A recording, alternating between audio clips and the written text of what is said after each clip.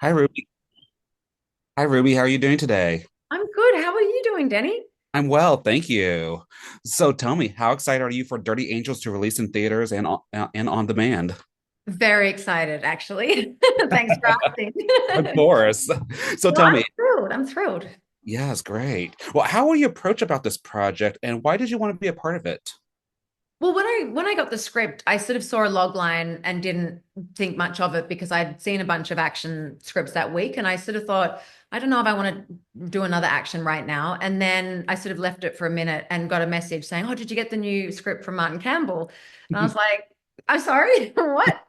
Uh, yeah, 1 second, and got back in and read it, of course, Mm, and was blown away by the amount of emotions that I felt reading it, by how inspired I felt, hearing about the sort of heroic, mm, um, the bravery, the courage of these women's stories, and mm, um, fell in love. And then I knew that Eva Green was attached, and I just think I've always thought that she was an incredible actress mm, and human being, and so I, really wanted the opportunity to be able to work with her, but mostly and Martin, but mostly it was the opportunity to be able to showcase these stories about these women who have mm. been, in the front lines, past and present, and have fought their asses off for their country and all that they've risked and sacrificed. And, I really wanted to be able to tell those stories. Exactly. Yeah, because there are several war and military films out there, but the majority of them focus on men. Dirty Angels highlights a group of badass women, which I absolutely love. So, I mean, how special was that for you? I mean, you kind of talked about that, and what kind of impact do you think that will make on audiences? I think, look, I hope that audiences love it, and I hope that they pick up what we put down, so to speak. I think that, ultimately it is obviously going to be an empowering film if you're a woman, and it can showcase, the many true stories of women that do incredible things. Mhm. But it's still going to be an emotional watch. It's not necessarily like just a popcorn Yeah, film. It's not really trying to glamorize in any way either side or any type of position in any military or any one character.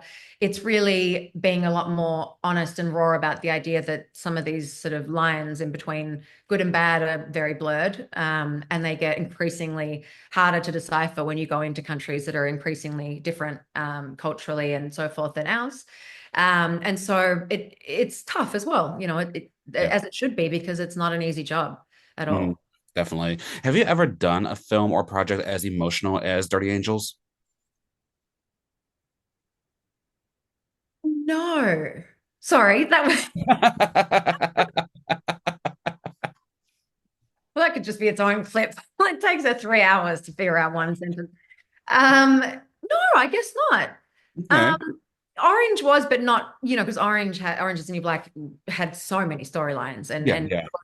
but my role in it, not as much. The end was very sad for my character because she had to go into Max. But Mm, no, I think as far as like the heaviness of the heart that you bring almost every day, it does come in play in this film in a way that it hasn't in any other role that I've done.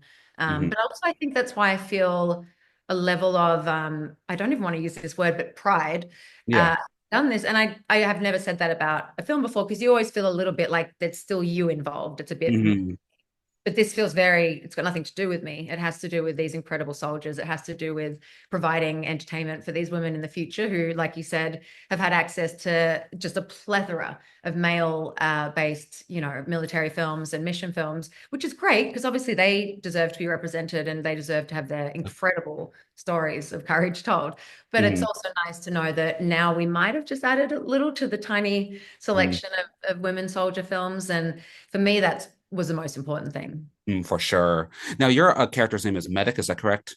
Right. Yeah, we're given functions, Yeah, not names. given functions. Yeah, because I heard that. I'm like, wait, Medic? Okay. So, what exactly did you want to bring to this role? Was there a certain approach you want to go with it? Just real. I wanted her to be as real and feel as real as possible. And I mean, everybody did with their characters. And we went, I mean, we would go back to my hotel room and watch just every film that you can imagine that's ever been released, with or without female characters, to do with the military. We'd watch those films, and we'd adapt and adjust, prior to shooting, because we had a good couple of weeks of rehearsals. We Yeah. would adjust things based on, new information, or reading the books was probably the biggest in that regard. Like the Longest Night, and anything to do with the Afghanistan war, which there's a lot actually. Ashley's War was a huge one, because that has the true stories from actual female soldiers who were in the first ever women-led team, when they discovered that women could hold a whole bunch of value that had never been seen before, which is that, in these countries, women can talk to women and children, but they Yeah. cannot talk to men. So when military are coming in and they're trying to help, or, whatever, help, it might be a loose term when it comes to going into Afghanistan, but when when they were doing that, Right. but yeah. So, was there any certain scene or part in the film that you kind of had a little trouble doing? What maybe was a little too emotional or too raw for you, or you were kind of scared to dip your toes in? No, I can imagine that I would have in a different circumstance, but I think because we had the boot camp beforehand and Okay. rehearsal, we felt the camaraderie of each Mhm. other. So we felt very safe in scenes Yeah. to really exist. But I do think we felt we were just in the scenes all day long. So we didn't have a lot of time to kind of say, I hope I bring to this scene what is on the page, or it was just like, here we are, and this is what our characters are going through right now. Just, Definitely. so it was magnificent in that regard. Good, good. Now, do you have any family or friends or know anyone who are currently serving in the military? Currently serving, well, yes, I have friends that are currently serving, but I had my great granddad was Alec Campbell, who was the last remaining Anzac, and I did he read that. Yeah. he joined when he was 16, and he was called the Kid Soldier. And I Mhm. met him at his 100th birthday. And I met him a few times after that. And he died at 103, which Oh, was wow. last remaining Anzac, was incredible. I have his book. And I reread his book to get into this role as well, which was incredible, because he's another man that he can understand why wars happen and why they have happened, but he was very anti-war. And Okay. you can be a soldier serving past or present and still not be completely enamored by the idea that this war is something that you completely agree on. But what you're Mhm. doing is you're fighting for your country, and you're doing what you've served to do. Mhm. But I think it was, yeah, just sort of knowing all of that, and being able to read all of that was important too. Definitely. And is there anything else you ultimately hope audiences take away from Dirty Angels?